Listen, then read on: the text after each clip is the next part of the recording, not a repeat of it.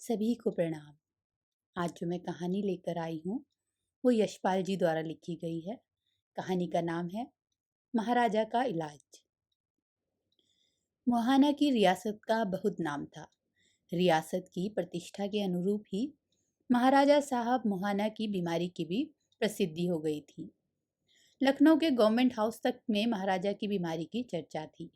युद्ध काल में गवर्नर के यहाँ से युद्ध कोष में चंदा देने के लिए पत्र आया तो महाराजा की ओर से 25,000 रुपये का चेक दिया गया। गवर्नर के सेक्रेटरी ने भेंट की गई धनराशि के लिए धन्यवाद देकर महाराज की बीमारी के लिए चिंता और सहानुभूति भी प्रकट की।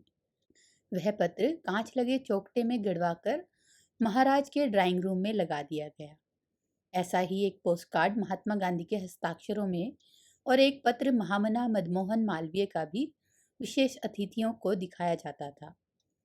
साधारण लोग बाग की तरह उन्हें कोई साधारण बीमारी नहीं थी।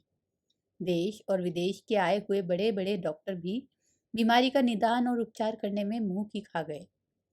चिकित्सा शास्त्र के इतिहास में भी ऐसा रोग अब तक देखा या सुना नहीं गया। ऐसे राजयोग का कोई साधारण आदमी झेल भी कैसे सकता था।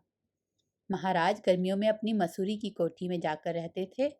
सितंबर के महीने में महाराज की पहाड़ के नीचे अपनी रियासत में या लखनऊ की कोठी पर लौटने से पहले मसूरी में डॉक्टरों के मेले की धूम मची जाती थी। बात फैल जाती थी कि महाराजा को देखने के लिए देश भर के बड़े बड़े डॉक्टर आ रहे हैं।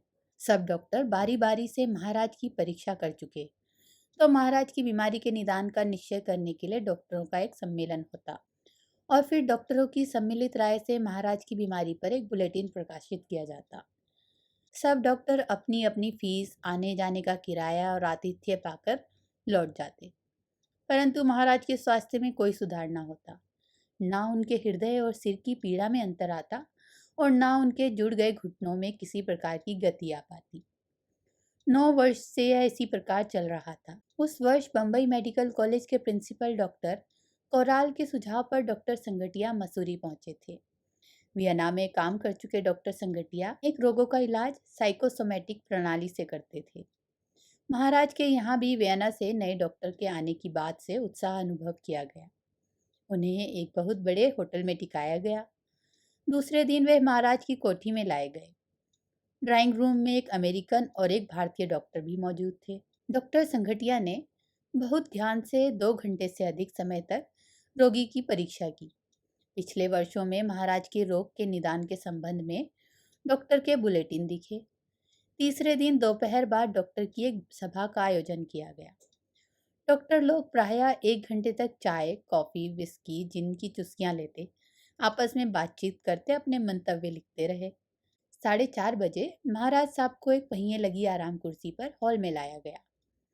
महाराज के चेहरे पर रोगी की उदासी और दयनीय चिंता नहीं, असाधारण दुर्बोध रोग के बोझ को उठाने का गर्व और गंभीरता छाई हुई थी। 2 डॉक्टरों ने महाराज को उपचार के लिए न्यूयॉर्क जाकर विद्युत चिकित्सा करवाने की राय दी। एक डॉक्टर का विचार था कि महाराज को 1 वर्ष तक चेकोस्लोवाकिया में कालोम विवारी के चश्मे में स्नान करना चाहिए। सोवियत का भ्रमण करके आए एक डॉक्टर का सुझाव था कि महाराज की काले समुद्र के किनारे सोची में मात्स्यस्ता स्रोत के जल में अपना इलाज करवाना चाहिए। महाराज गंभीरता से डॉक्टरों की राय सुन रहे थे। 27वें नंबर पर डॉक्टर संघटिया ने अपना विचार प्रकट करने का अनुरोध किया। डॉक्टर संघटिया बोले, महाराज के शरीर की परीक्षा और रोग के इतिहास के आधार पर मेरा विचार है कि यह रोग साधारण शारीरिक उपचार द्वारा दूर होना संभव नहीं है।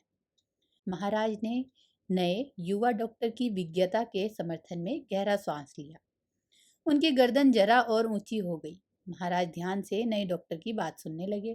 डॉक्टर संघटिया बोले, मुझे इस प्रकार के एक रोगी का अनुभव है। कई वर्ष से बम्बई मेडिकल कॉलेज के एक मेहतर को ठीक इसी प्रकार घुटने जुड़ जाने और हृदय तथा सिर की पीड़ा का दुस्साध्य रोग था। चुप बदतमीज, सब डॉक्टरों ने सुना। वो विस्मय से देख रहे थे कि महाराज पहिए लगी आराम कुर्सी से उठकर खड़े हो गए थे। उनके बरसों से जुड़े घुटने कांप रहे थे और होंठ फड़फड़ा रहे थे। आंखें सुर्ख थी। निकाल दो बाहर बदसात को, हमको मेहतर से मिलाता है, डॉक्टर बना है, महाराज क्रोध से चीख रहे थे।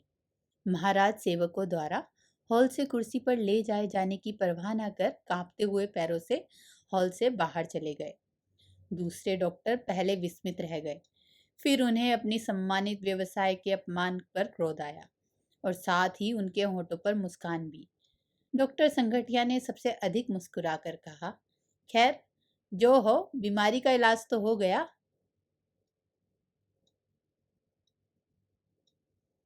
आशा करती हूँ आपको यह कहानी पसंद आई होगी। धन्यवाद।